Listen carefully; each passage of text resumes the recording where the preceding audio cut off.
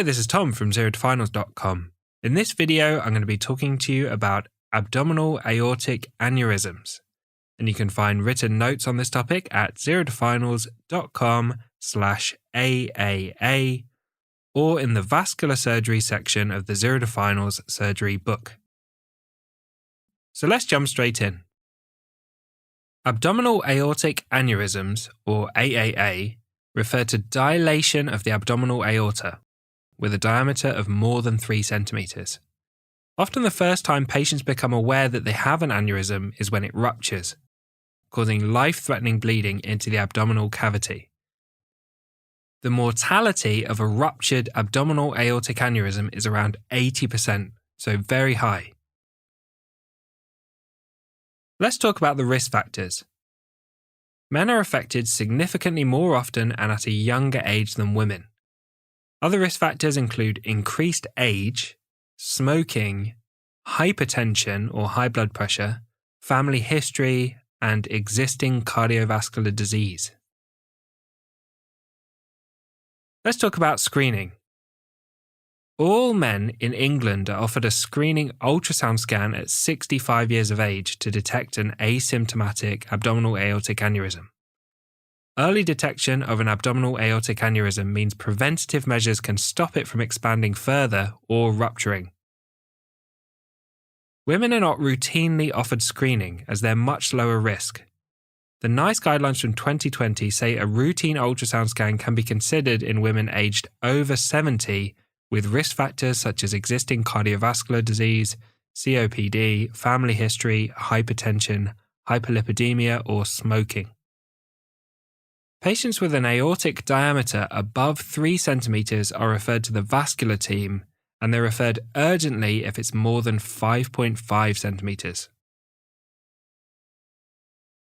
Let's talk about the presentation. Most patients with an abdominal aortic aneurysm are asymptomatic. They won't know that they've got an abdominal aortic aneurysm. It may be discovered on routine screening, or they become aware of it when it ruptures. Other ways it can present include non-specific abdominal pain, a pulsatile and expansile mass in the abdomen when palpated with both hands, or as an incidental finding on an abdominal X-ray, ultrasound, or CT scan. Let's talk about the diagnosis. Ultrasound is the usual initial investigation for establishing the diagnosis. A CT angiogram gives a more detailed picture of the aneurysm and it helps guide elective surgery to repair the aneurysm. Next, let's talk about the classification. The severity of an abdominal aortic aneurysm depends on the diameter. Normal is less than 3 centimeters. A small aneurysm is 3 to 4.4 centimeters. A medium aneurysm is 4.5 to 5.4 centimeters, and a large aneurysm is above 5.5 centimeters. When an abdominal aortic aneurysm is diagnosed, the mainstay of management is to prevent it progressing and getting larger and reduce the risk of rupturing. The risk of progression can be reduced by treating reversible risk factors, such as stopping smoking, having a healthy diet and exercise, and optimizing the management of hypertension, diabetes, and hyperlipidemia.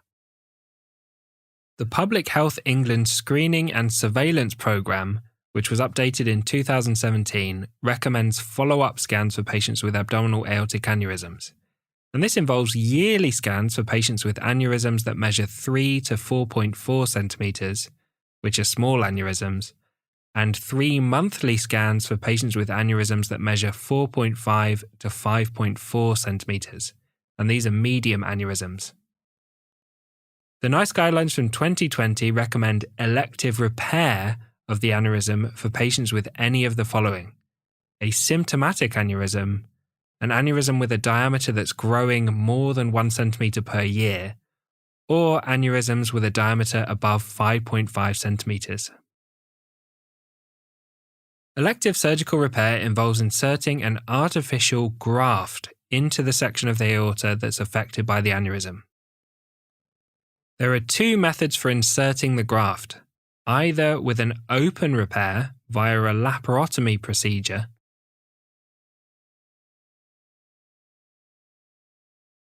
or with endovascular aneurysm repair or EVAR, which involves using a stent inserted via the femoral arteries.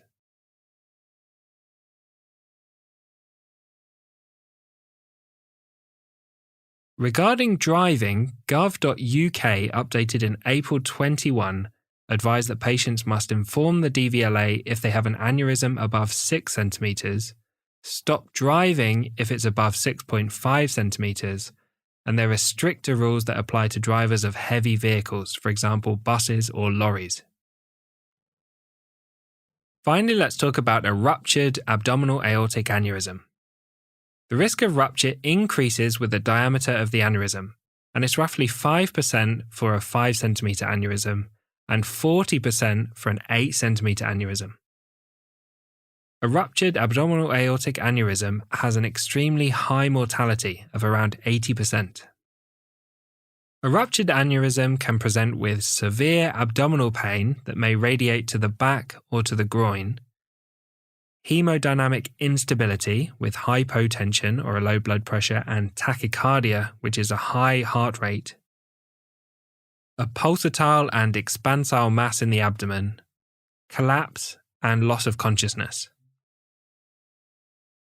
An abdominal aortic aneurysm is a surgical emergency that requires immediate involvement of experienced seniors, vascular surgeons, anaesthetists, and theatre teams.